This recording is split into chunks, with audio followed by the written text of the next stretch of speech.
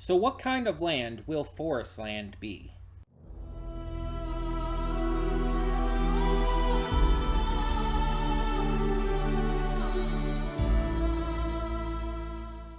Hey everyone, welcome to Princess of Gay. I'm your host Connie, and today we are here with my blind reaction to episode 8 of Sandland. So last time we started this second newly original arc.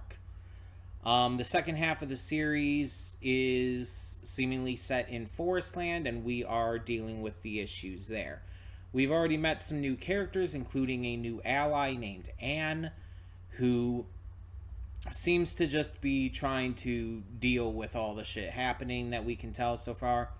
We have also met, briefly at least, Commander Bread, who seems to be one of the main villains of this arc. But it is also very clear that we have another villain with Muniel.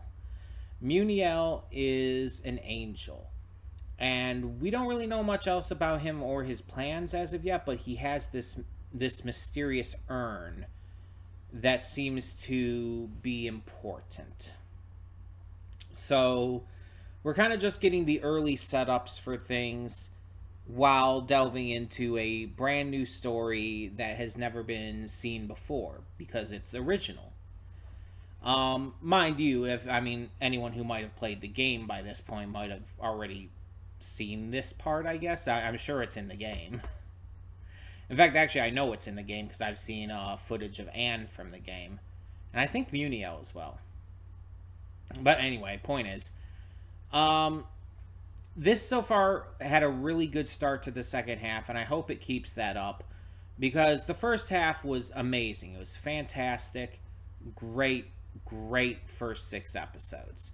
All of that was the manga canon, and now we go into the anime canon stuff that Akira Toriyama himself helped create as one of his last new original projects before passing away. And it's going to be amazing to see what kind of work he did with these characters and this story. I'm so excited for it. This is more than likely going to be one of my favorite shows of all time once this finishes. As long as it sticks the landing, of course. It could end up not doing as well for the second half. I don't know, but I don't really see it doing poorly. I don't really see any bad issues coming up with it, so we'll see. But I'm just excited to get into this. So we're going to do so. We're not going to waste any more time. We're not going to build up to this any longer. But in order to waste your time and build up to this longer, I do want to mention that we have a bunch of other shows and stuff to check out on the channel. Every Monday through Friday, we have a plethora of awesome series reactions, and on Mondays, we also do YouTube, or at least YouTube adjacent reactions. Basically, anything that doesn't quite fit into a full series or movie reaction. And speaking of movie reactions, we also have those every Saturday and Sunday. They're recorded earlier in the week but uploaded on the weekend just to make sure that every day has something going on. I also am currently going through a couple Let's Plays on the channel. Every Sunday, Tuesday, and Thursday, we're doing Spider-Man 2, which has been an absolute blast. I've been loving every second of it. But I want to mention, if you're newly going to be checking that out, the first 9 parts do have some audio issues, especially parts 5 through 9. Starting with part 10, I've gotten that resolved, though. I've gotten that figured out. So we should be good moving forward for most of the Let's Play. It's just those first 9 parts have some issue. But, that being said, we are also currently playing through Anno Mutationum on Saturdays. This is a donation reward Let's Play for Matthew Vasquez. And if you want to know how to engage in donation reward Let's Plays to have me react or to play something of your choice on the PS5, all you have to do is check out one of the videos on the channel labeled PS5 Game Reward Month, and that will tell you exactly what you need to do in order to get a reward Let's Play in. It's super simple. And if you really want to, if it's easier for you or better for you, you could also just, comment down below if you have any questions about that, or go to the Discord server and direct message me there. That works as well. But all of that being said, we're going to get this episode going now and see what it has in store for us. So, when the screen fades to black, pause this redirect and go to the description below. Follow the link to the reaction because, yes, we do redirect all of our reactions on this channel. You know how YouTube can be with copyright, it's pretty shitty. So just to avoid any possible issues, we kind of pushed it off onto another site. All you have to do is click the link down below to go to it. And I know it's not the best option there is, and you don't want to necessarily have to click more links just to get to the reaction. But on the positive side, it does mean that all of you, yes, every single one of you, get to see the full unedited reaction for free. There's no paywall, no Patreon. You don't even have to sync up your own copy. For completely free, just by clicking that link, you can watch the full unedited reaction. And after you do so, come back here to the redirect and resume play. Because after it fades to black and then fades back in, everything from that point forward will be my afterthoughts and will not only contain spoilers to the episode, but just my general thoughts on the episode, the series, and possibly various other things on the channel as well. It's always worth checking out. I would definitely suggest doing so, but you do you. That all being said, as always, thank you so much for tuning in, and I will see you at the reaction. And we are back, and we'll begin with spoilers in 3, 2, 1, now.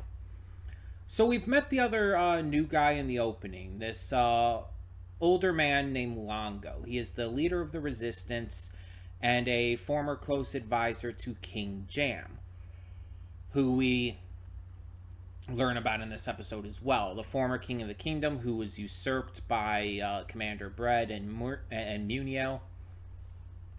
And seemed like a good guy that everybody respected and cared about. But, the new regime is putting in that propaganda. He brought demons into the country and shit. You know how things go. Unfortunately, the bad guys ended up catching a little glimpse at the Resistance chatting in the forest. And they were prepared for what was to come the next day. We saw at the end there, Muniel was entirely prepared for Beelzebub's attempted attack. The guy on the stage is not the king. I'm practically 100% confident in that. That's just not the king. The bag over the head kind of confirms it for me. It's like they just found someone with a similar body shape, dressed him up, and put the bag over his head to disguise him. Because it's like this was all a ruse. They understood that, and that the Resistance was going to attack. That's why Bread was exactly where he needed to be to confront Rao and Thief as well, after they had stolen the Aquanium. We also learn in this episode that Anne is Princess Anne, that she's King Jam's daughter, and she actually doesn't really view things in that way currently because of the entire issue that happened with Forestland. And she actually seems pretty humble in that regard. Like, she's not going to lord her position over anyone. In fact, when the Resistance was formed, she was going to be the leader, but she straight up refused it. She didn't want to be the leader. And instead, it was given to someone who is very capable of doing so, of course, with Longo, I think. I'll get the name down as we get to know him a lot more. But yeah, things are definitely looking a little tricky right now, because Bread's got Thief and Rao cornered. Muniel and the forces of the the army, I guess you could say, have Beelzebub cornered. And on top of that, we also have the issue with Anne not being really right next to anyone at the moment. In fact, that might help them, but it also might cause someone to go after her. Because if Muniel and Brett all heard everything about that, which I think they did, then they will know that Anne is the princess, and they're going to want to get her for obvious reasons. So yeah, shit's not exactly going super well right now. And it's interesting too that this episode ends off on such a dour looking state when the episode started off so fucking adorable. Like Beelzebub, Rao, and Thief just enjoying the water and everything, just having fun going down the waterfalls is so fucking cute.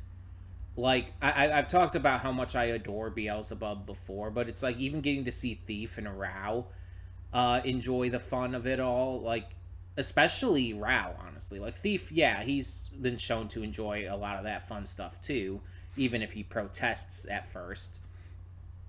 But Rao has never, like, let himself just cut loose like that. So seeing how much he has grown to not only see Beelzebub and Thief as his friends, but he's so comfortable around them that he's able to just cut loose like that. It's a that's a whole different level of trust. Because it's like, I've had a lot of friends that I don't feel entirely comfortable in being 100% of myself around. And it's not that I don't like them or don't trust them. It's just that maybe I don't know them well enough yet. Maybe I'm just not on that level of friendship with them. Maybe I just don't see them enough. Yada, yada, yada. Then there are those friends who I can be entirely myself around because of the opposite, because I do see them enough, because I do trust them enough, and I'm within their vicinity enough to where I feel like I'm just comfortable enough to be who I am in like 100% of a way. It's just, there are different levels of friendship. Like, a lot of people just focus on, like, oh, best friends and stuff, and then just friends. But I would say there's more levels than just those. Like, there's best friends, there's acquaintances, and so on and so forth. Just depending on, like, how much you know them, how much time you've spent with them, etc., etc. And I assume that other people feel the same way about, like, opening up to different levels of friends and everything in different ways and to different degrees. It's like there are just some friends, it's like, again, it's nothing against them, it's just I'm not comfortable enough with our relationship with each other yet that I can, like, 100% step out of that comfort zone. But then there's some friends, it's like, oh yeah, I'll be my whole ass weird self. So, just depends. And I'm glad that Rao is that close to them that he's able to do that. But also, he's also in the presence of Anne, someone brand new to him. Someone who he doesn't really know all that well. So it also kind of shows that he's putting that trust in her. By him opening up like that in her presence, it shows that he's choosing to believe in her. Whether or not he knows her that well yet, whether or not he has full trust, he is making the active choice to believe in her. And it's like, yeah, we see her reaction is basically just bewilderment, but I wonder if it almost feels good that they're that carefree in front of her, considering everything. Because all that she's been used to lately is the resistance. And, everyone focusing on trying to, save Forestland from this aggressive um, order that is taken over.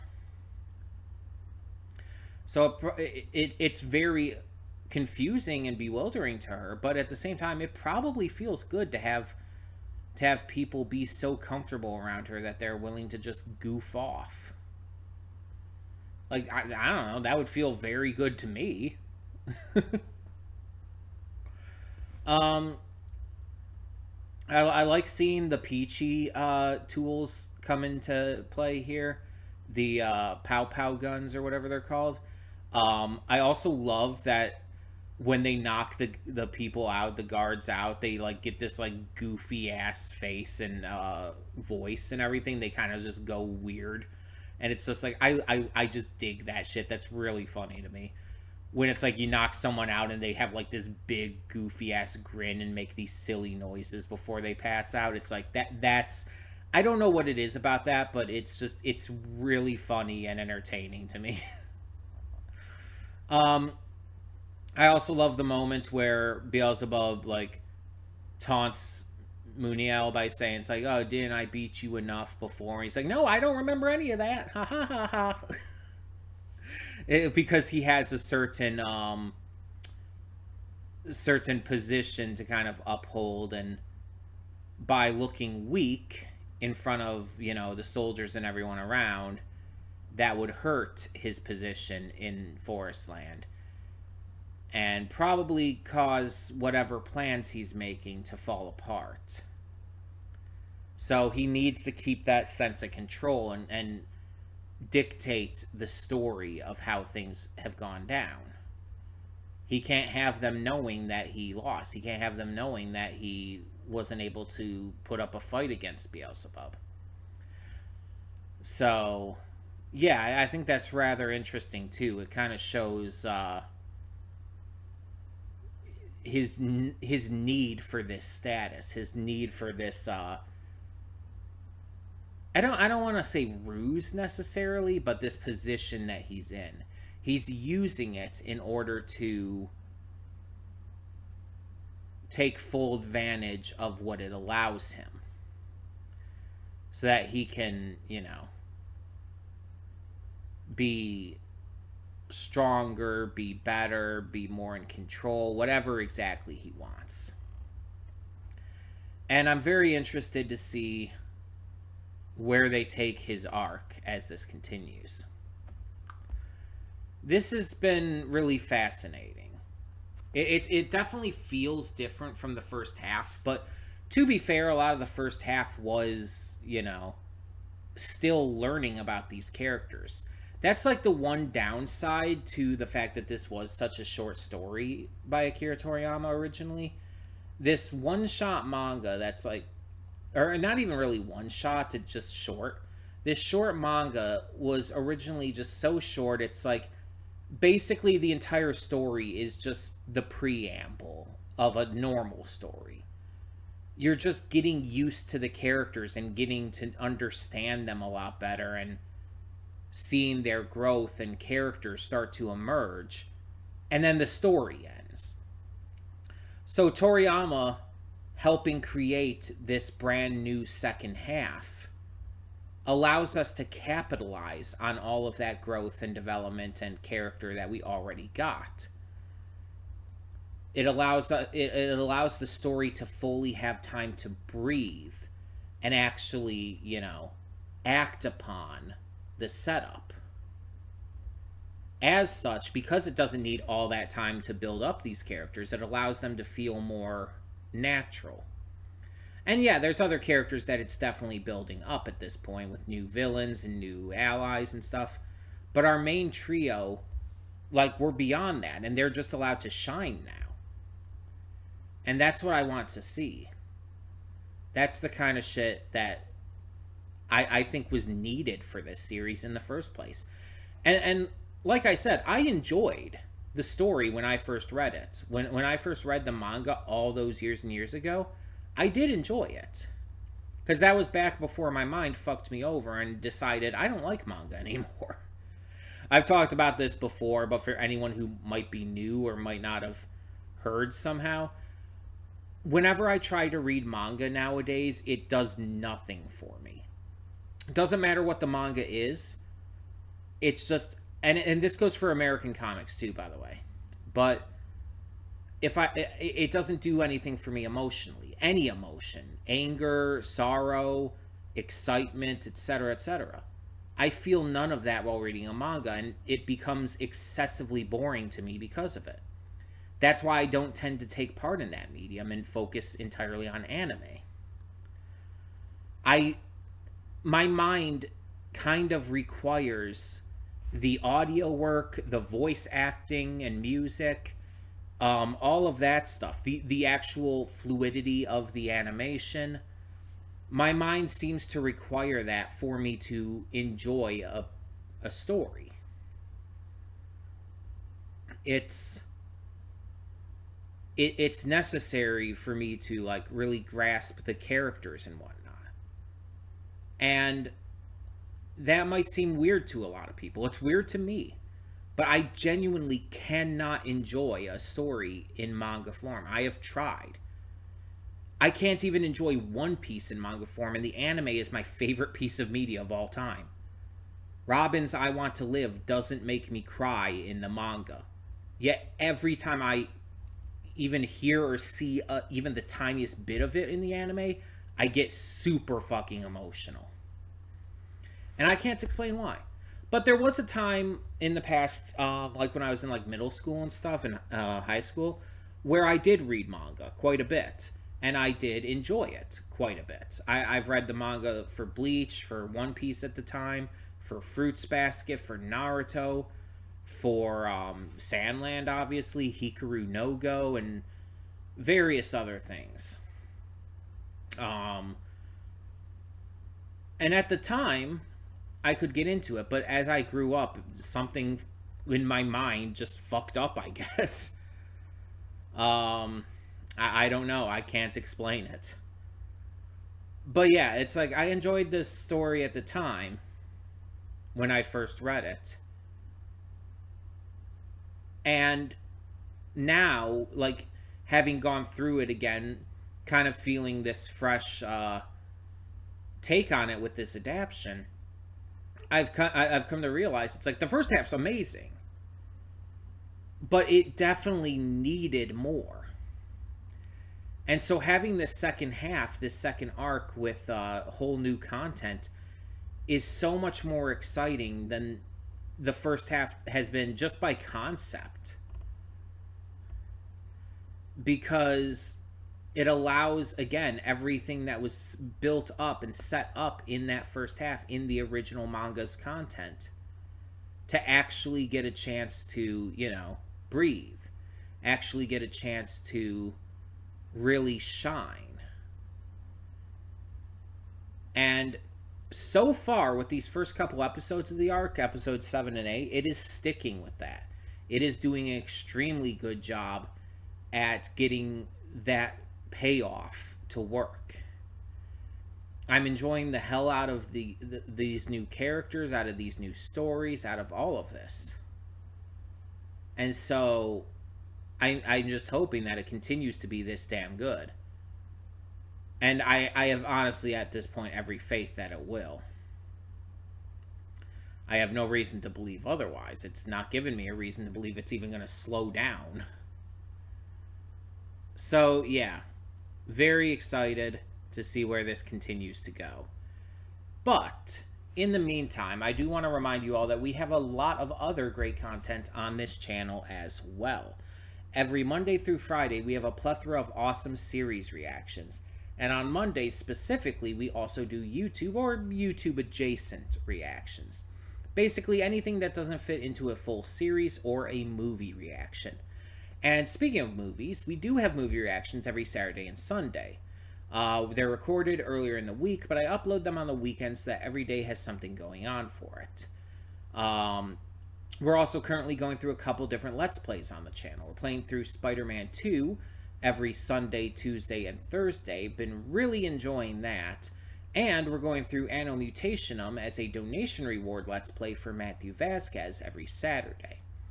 Enjoying this one too, just maybe not as much. And if you want to know how to donate for a donation reward Let's Play, just check out the videos on the channel that have the titles PS5 Game Reward Month. There should be a couple of them, and they'll give you all the information you need to get that done if you so choose to. It's completely optional, of course, but if you want to do it, if you want to have me play a PS5 game of your choice, or I guess PS4 game too, that is the way to do it. But all of that being said, as always, thank you so much for tuning in. And for now, I'm Connie and I'm signing off. See y'all next time.